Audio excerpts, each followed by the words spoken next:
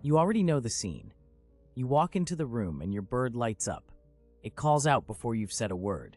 It bobs its head the moment it sees your face.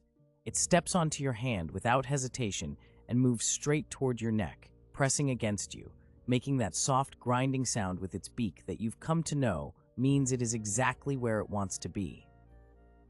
And then someone else walks in. Your partner, your child, a parent who has been visiting for years. And something changes instantly. The bird locks on, the feathers flatten, the posture drops lower and forward, and before anyone has moved too close, it lunges, beak open, eyes pinned. The same bird that sat against your cheek 10 seconds ago is now trying to draw blood from someone it has known for years.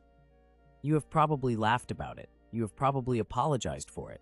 You have probably said something like, "He's just protective of me." Or, "She's always been like that with strangers," even though the person being attacked is not a stranger. They live in the same house. They have been part of your bird's daily world since the beginning. What is actually happening in those moments is not possessiveness in the way you might use that word. It is not jealousy in the way humans experience jealousy. It is something older and more fixed than either of those things. And once you understand what it actually is, you will look at your bird's behavior differently, your family's frustration differently, and the situation itself very differently. Because the full picture is more remarkable and considerably darker than most people who own birds ever get told. Welcome back. If you are new here, subscribe before you leave, because what you are about to learn will change the way you understand everything your bird does around the people it loves and the people it doesn't. Today, we are going through 7 things that explain exactly why your bird is devoted to you and dangerous to everyone else. What is actually happening, neurologically, biologically, and behaviorally. And we are going to end with something that most bird owners find deeply uncomfortable to hear, but that I think is essential to understand if you truly care about the bird in your care. Stay until the end, because the last point is the one that changes everything. And sign number 5 is the one most people never see coming. Number 1, the bond your bird formed with you was not affection. It was pair bonding. And those are not the same thing. Most people who live with parrots, cockatiels, conures, or any of the highly social citizen species think of the relationship their bird has with them the way they might think of a dog's attachment. Loyalty, preference, love in the broad sense. That framing is understandable. It is also incomplete in a way that matters. Parrots are among a small number of bird species that are in the wild, socially and sexually monogamous. They pair for life.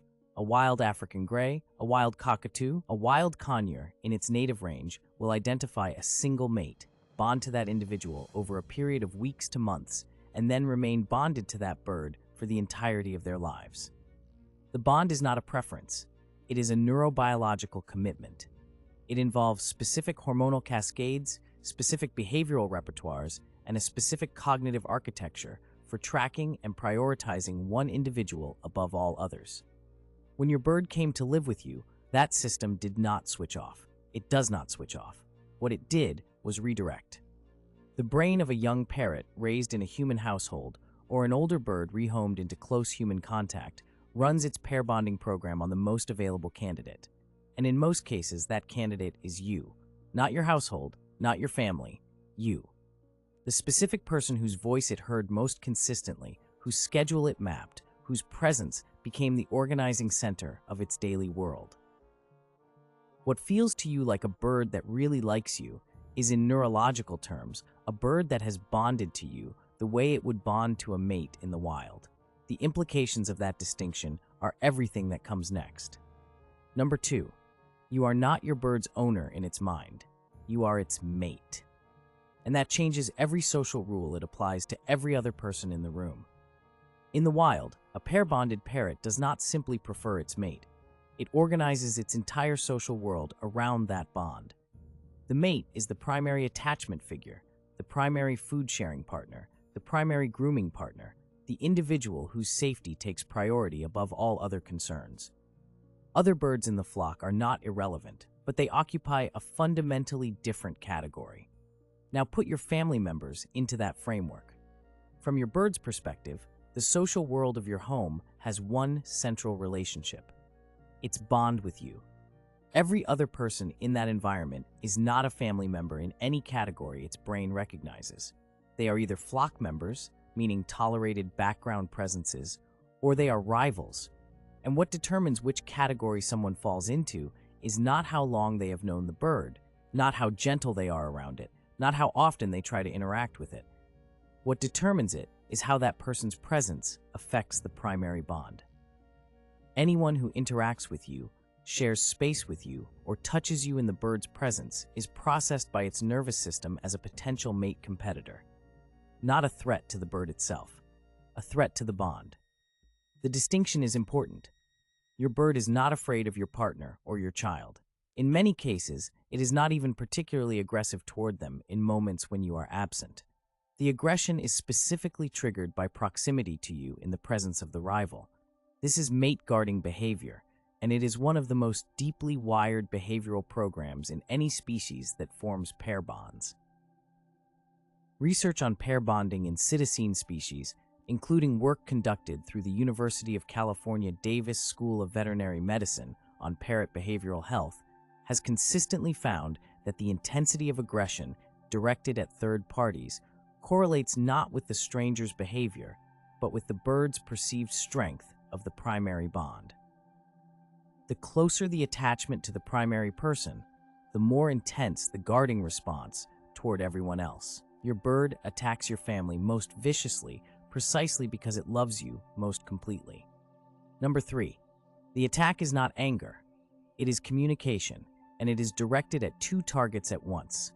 This is the part that surprises most people when they hear it explained clearly. When your bird lunges at a family member, it is doing two things simultaneously. It is communicating threat to the perceived rival, and it is communicating something to you. In wild pair-bonded birds, mate-guarding behavior is not a solo performance. It is a social signal. The guarding bird is not just telling rivals to back away. It is demonstrating to its mate that it is willing and capable of defending the bond. The aggression is, in the deepest sense, a display of commitment. Watch your bird carefully the next time someone it dislikes comes near you. Watch where it looks after the lunge. In almost every case, the bird will redirect its gaze to you within seconds. It is checking your response. Did you see that? Did that register? Did the bond just get reinforced? That moment of eye contact, brief and often overlooked by owners, is the behavioral signal that tells researchers this is not impulsive reactivity. It is intentional, socially directed behavior with a specific communicative goal. What your bird is not doing, and this matters, is making a judgment about the character or likability of the person it attacked. There is no moral calculation happening. The family member being bitten has done nothing wrong. They exist in the wrong category, in a system that your bird cannot override by reasoning or exposure alone. They are the rival. That is structural, not personal. Number 4. Every spring, it gets dramatically worse. And most owners do not know why. If you have lived with a bonded parrot long enough, you have noticed this. There are periods, usually in late winter into spring, when the aggression intensifies significantly. The bird that tolerated your partner from a distance last November will draw blood in February. The attacks become faster, less predictable, and harder to interrupt. The bird may become aggressive toward you as well, biting during handling, screaming when put back in its cage, becoming difficult to manage for weeks at a time. This is hormonal, and it is not subtle. Parrots in the wild breed seasonally. The biological systems that govern pair bonding, mate guarding, and reproductive behavior are regulated by hormonal cycles tied to light exposure, temperature, and seasonal cues. In a captive bird living in a home with consistent lighting, access to rich food, and proximity to a bonded attachment figure, those hormonal cycles can be significantly amplified. The hypothalamic pituitary gonadal axis of your bird is responding to conditions that read neurologically as prime breeding season. Testosterone levels in male birds and estrogen and progesterone levels in female birds surge. The behaviors governed by those hormones surge with them. Research published in the journal Applied Animal Behavior Science on companion parrot behavior found that hormonally elevated birds show measurably increased territorial responses, increased contact vocalizations toward the primary attachment figure, and dramatically increased aggression toward all other individuals in the home. In some species, particularly Amazons, cockatoos, and African greys, this seasonal escalation can be severe enough to cause genuine injury to family members and significant psychological stress to the bird itself. The hormonal cycle passes, but the bond it temporarily inflamed does not diminish when the hormones drop. What remains is the underlying attachment architecture, waiting for the next cycle. Number 5. Your bird has almost certainly told other birds in your home about you. Stay with this, because it is not what you are expecting. If you have more than one bird, something is happening in your home that most owners never fully register. The bird that is bonded to you is communicating its bonding status, its territorial claims, and its threat assessments to every other bird in earshot. And those other birds are listening. Parrots in flock environments engage in what researchers call social referencing. They track and learn from the behavioral responses of other birds in their group. A bird that watches the primary bonded bird display intense mate-guarding behavior toward a specific person does not need to independently assess that person. It has already received the information. Avoid this one. This one triggers the primary bird. In multi-bird households, owners frequently notice that birds who were previously indifferent to certain family members begin avoiding or displaying mild aggression toward those same people over time, without any direct negative interaction between those birds and those people. This is social learning. The information about who belongs and who does not has been distributed. Your family members have acquired a reputation in your bird community that they had no hand in creating and no way to contest. The flip side of this is equally true. Birds that witness calm, positive interactions between you and another person over many repetitions in many months can gradually receive different information and slowly adjust their threat classification of that person. The process is slow. It requires your deliberate management, but the mechanism exists. The social information network in your home runs in both directions. Number 6, the darkest part. Your bird is not thriving in this bond. It is suffering inside it. This is the one most owners are not told. It is the one that is most important. A wild parrot that pair bonds has its bond completed. It has a mate that returns the attachment, engages in mutual preening, shares food, coordinates movement, and is consistently physically present in a way that satisfies the full behavioral repertoire of the bond. The bird's attachment system is activated and resolved. It reaches an equilibrium. Your bird's bond cannot be completed. Not because you do not love it, not because you are doing anything wrong, but because you are a human, and the full behavioral expression of a pair bond requires a conspecific, another bird of the same species engaging in reciprocal pair bonding behavior. What your bird experiences instead is a permanent state of partial bond fulfillment. The attachment is real. The drive to complete the bond is real, but the completion is structurally impossible. In clinical avian behavioral medicine, this state is recognized as a significant source of chronic stress in companion parrots. It manifests in ways that owners often misread. The excessive vocalization when you leave the room is not just noisiness. It is the contact calling behavior of a bird separated from its mate, desperate for reassurance that the bond is intact. The feather-destructive behavior that develops in a significant percentage of captive parrots, birds pulling out or barbering their own feathers, is in many cases associated with chronic psychological stress rooted in precisely this kind of bond-related frustration. Studies conducted at institutions including the University of Edinburgh's Royal School of Veterinary Studies have found feather-destructive behavior in companion parrots to be significantly correlated with single-bird households and high human attachment levels, not with neglect, not with poor care, but with the intensity of the human-directed bond itself. Your bird loves you completely, and that completeness is, in a biological sense, a source of ongoing distress that neither of you has the power to resolve within the structure of your relationship. Number 7. This is why parrot rescues are full, and most people who surrender birds never understand the connection. The United States has a companion parrot surrender crisis that the broader public is largely unaware of. Parrot rescue organizations across the country report that they are at or near capacity for the majority of the year. The most common parrots in rescue are not birds that were mistreated. They are birds that were deeply loved by one person, bonded intensely to that person, and then became impossible to live with for everyone else in the household. The sequence is almost always the same. Person acquires young bird. Bird bonds to person completely. Bird becomes increasingly aggressive with other household members. Aggression escalates during breeding seasons and as the bond deepens. Family members are bitten. Children are frightened. Partners issue ultimatums.